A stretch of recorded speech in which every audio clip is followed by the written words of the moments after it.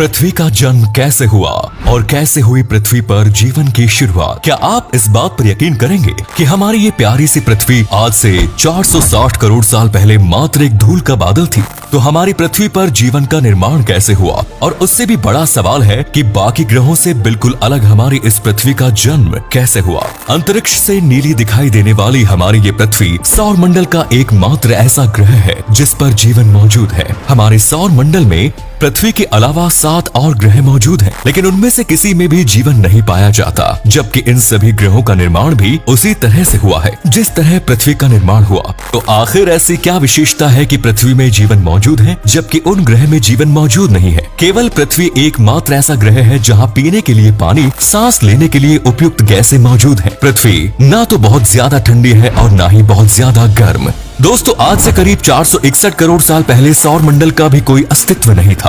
उस समय अंतरिक्ष में केवल गैस और धूल के बादल मौजूद थे और इन्हीं गैस और धूल के बादलों से आगे चलकर हमारे सौर मंडल का निर्माण हुआ। सौर मंडल के निर्माण के लिए सबसे विश्वसनीय theory the nebular hypothesis theory को माना जाता है। अंतरिक्ष में एक विशाल नेबुला में विस्फोट हुआ जिससे कि यह धूल और गैस के बादल आपस में जुड़कर बड़े बड़े उल्कापिंडों में बदलने लगे। उल्कापिंडों के अंदर घनत्व और तापमान बहुत ज्यादा हो जाने के कारण एक बार फिर से विस्फोट हुआ और इस विस्फोट में जन्म हुआ हमारे सूर्य का। सूर्य के जन्म के बाद अंतरिक्ष में मौजूद क्षुद्र ग्रह सूर्य के गुरुत्वाकर्षण बल के कारण इसकी परिक्रमा करने लगे। धीरे धीरे यह क्षुद्र ग्रह आपस में जुड़ते गए जिससे कि ग्रहों का निर्माण शुरू हुआ। लेकिन ये ग्रह आज दिखने वाले ग्रहों से पूरी तरह अलग थे। हमारी पृथ्वी ने अपना स्वरूप ग्रहण कर लिया था। आज से लगभग 450 करोड़ साल पहले पृथ्वी और मंगल ग्रह के बीच पृथ्वी के ही आकार का एक और ग्रह मौजूद था जिसका नाम थिया था। ये ग्रह भी बाकी ग्रहों की तरह सूर्य की परिक्रमा कर रहा था, लेकिन ये ग्रह हमारी पृथ्वी से टकरा गया और इस टक्कर का एक बहुत ही अच्छा परिणाम निकलने वाला था और इस परिणाम को आज हम चंद्रमा के रूप में देखते हैं। जी हाँ, पृथ्वी और थिया ग्रह के बीच की टक्कर से पृथ्वी का एक टुकड़ा टूटकर अंतरिक्ष में चला गया जिससे कि ये हमारे चंद्रमा का जन्म हुआ। पृथ्वी के ज्यादा करीब होने के कारण पृथ्वी का यह टुकड़ा सूर्य के बजाय पृथ्वी के गुरुत्वाकर्षण प्रभाव के कारण पृथ्वी की परिक्रमा करने लगा। अब ये वो समय था जब हमारी पृथ्वी 1800 डिग्री सेल्सियस से भी ज्यादा तापमान पर जल रही थी। अंतरिक्ष में मौजूद उल्कापिंड करोड़ों वर्षों तक पृथ्वी से टकराते रहे और इन्हीं उल्कापिंडों की बरसात ने पृथ्वी पर पानी की नींव रखी, क्योंकि इन्हीं उल्कापिंडों ने पृथ्वी पर पानी, नमक और खनिज पदार्थ लाने का कार्य किया। धीरे धीरे पृथ्वी ठंडी होने लगी, लेकिन फिर उसमें जीवन की संभावनाएं मौजूद नहीं। पृथ्वी पर उल्कापिंडों के कारण पानी बहुत ज्यादा भर चुका था और पृथ्वी पर जीवन की नींव भी इसी पानी के अंदर सूक्ष्म जीव के रूप में शुरू हुई। आज से करीब 440 करोड़ साल पहले समुद्री पानी के अंदर सूक्ष्म जीवों का विकास हुआ। समुद्र की गहराइयों में मौजूद यह सूक्ष्म जीव खनिज पदार्थ से अपना भरण पोषण कर रहे थे और ऑक्सीजन गैस रिलीज कर रहे थे। इस समय भी पृथ्वी पर उल्कापिंडों की बरसात लगातार जारी थी। वैज्ञानिकों का मानना है कि समुद्र की गहराइयों में छुपे होने के कारण इन सूक्ष्म जीवों ने उल्कापिंडों की बरसात से अपना अस्तित्व बचाया होगा। पृथ्वी की पूरी सतह पर अब केवल और केवल पानी भरा हुआ था और भारी लौह तत्व, रेडियो एक्टिव पदार्थ पृथ्वी के केंद्र में समा गए। समय समय पर पृथ्वी के अंदर से ये गर्मी ज्वालामुखियों के रूप में निकलना शुरू हो चुकी थी। इन्हें ज्वालामुखी से निकलने वाले लावा के ठंडे होने से पृथ्वी पर जमीन का निर्माण होना शुरू हुआ। समुद्र की गहराइयों में मौजूद सूक्ष्म जीवों की संख्या बढ़ती जा रही थी,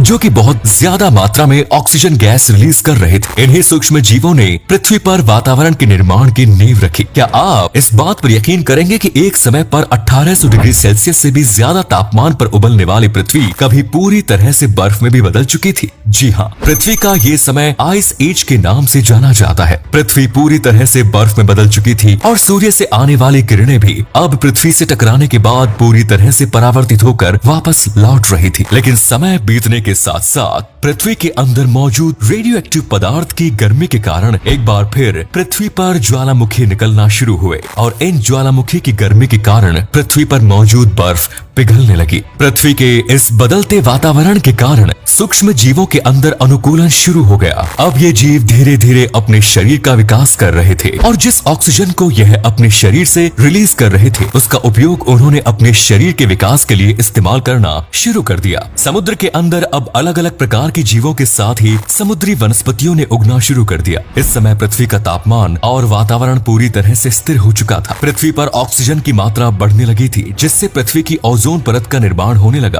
पृथ्वी का संपूर्ण लौह तत्व और रेडियो एक्टिव पदार्थ केंद्र में चला गया, जिसके कारण पृथ्वी की चुंबकीय शक्ति का निर्माण हुआ। अब पृथ्वी का मौसम पूरी तरह से स्थिर होने के कारण जमीन पर भी अलग अलग प्रकार के पेड़ पौधे उगना शुरू हो चुके थे। इन पेड़ों की ऊंचाई आज के पेड़ पौधों से 5 गुनी ज्यादा लंबी थी। अब समुद्री जीव पानी से बाहर निकलकर जमीन पर घूमने लगे और अनुकूलन के कारण अब इनका शरीर जमीनी जीवों के रूप में परिवर्तित हो चुका था। धीरे धीरे यह जीव डायनासोर्स के रूप में बदलने लगे। डायनासोर की भी अलग अलग प्रजातियां थी, जिनमें से कुछ शाकाहारी तो कुछ मांसाहारी। इन डायनासोर में से कोई कुछ उड़ने वाले भी थे। डायनासोर्स ने लगभग 15 से 20 करोड़ साल पहले तक इस पृथ्वी पर राज किया। ये वो समय था जब पूरी पृथ्वी पर केवल डायनासोर्स दिखाई देते थे। डायनासोर्स के अलावा एक और प्रजाति थी जिसे कि मैमल्स यानी कि स्तनधारी कहा जाता था। शुरुआत में ये पृथ्वी के अंदर बिलों में रहते थे और केवल खाने की चीजें ढूंढने के लिए ही बाहर निकलते थे, और इनकी यही विशेषता इन्हें पृथ्वी की सबसे विकसित मानव सभ्यता बनाने वाली थी। आज से करीब 6.5 करोड़ साल पहले 10 किलोमीटर की लंबाई और चौड़ाई के बराबर एक उल्कापिंड पृथ्वी की ओर बहुत तेजी से बढ़ रहा था। पृथ्वी की कक्षा में प्रवेश करते ही इस उल्कापिंड की स्पीड 70,000 किलोमीटर प्रति घंटे से भी ज्यादा हो चुकी थी। इस उल्कापिंड के पृथ्वी की कक्षा में घुसते ही गर्मी इतनी ज्यादा बढ़ गई कि पृथ्वी पर मौजूद डायनासोर्स पूरी तरह से अंधे हो चुके थे। वो इस उल्कापिंड को देख ही नहीं पा रहे थे। उल्कापिंड सीधे जाकर मैक्सिको की खाड़ी में गिरा। जिस जगह पर ये उल्कापिंड गिरा वहाँ पर 200 किलोमीटर चौड़ा और 20 मीटर से भी ज्यादा गहरा गड्ढा बन गया। इस भयंकर टकराव में सूरज की सतह से भी लगभग 5 गुना अधिक गर्मी निकली। ये गर्मी इतनी ज्यादा थी कि इसका प्रभाव हिरोशिमा और नागासाकी में गिराए गए परमाणु बम से 10 अरब गुना ज्यादा था। इस उल्कापिंड के गिरने के स्थान के 25 किलोमीटर के दायरे में मौजूद डायनासोर्स उसी समय नष्ट हो गए। उल्कापिंड की पृथ्वी से टकराने के कारण टेक्टोनिक प्लेट्स में बहुत ज्यादा बदलाव हो गया, जिससे कि समुद्र में सुनामी आने लगी और बाकी बचे डायनासोर्स का अंत भी होने लगा। अब डायनासोर्स पूरी तरह से नष्ट हो चुके थे। डायनासोर्स का अंत एक नई प्रजाति के जीवन और विकास की शुरुआत थी, जिससे आगे चलकर इंसानों का विकास हुआ। इस महाप्रलय में स्तनधारी जो उस समय पृथ्वी के अंदर रहते थे बच गए थे।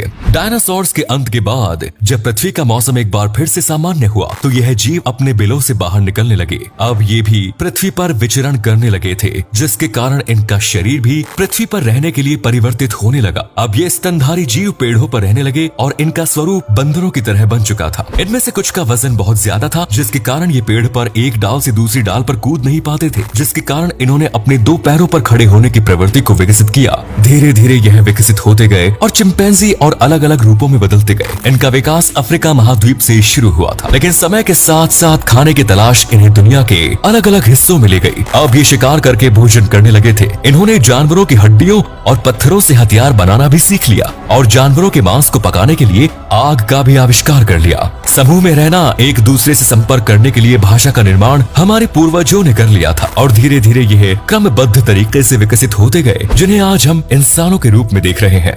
दोस्तों, पृथ्वी के जन्म और इंसानों की उत्पत्ति का ये वीडियो आपको कैसा लगा कमेंट सेक्शन में जरूर बताएं। हमारे चैनल को सब्सक्राइब और वीडियो को लाइक करना ना भूलें। अपना कीमती समय देने के लिए धन्यवाद। जल्द मुलाकात होगी अगले वीडियो।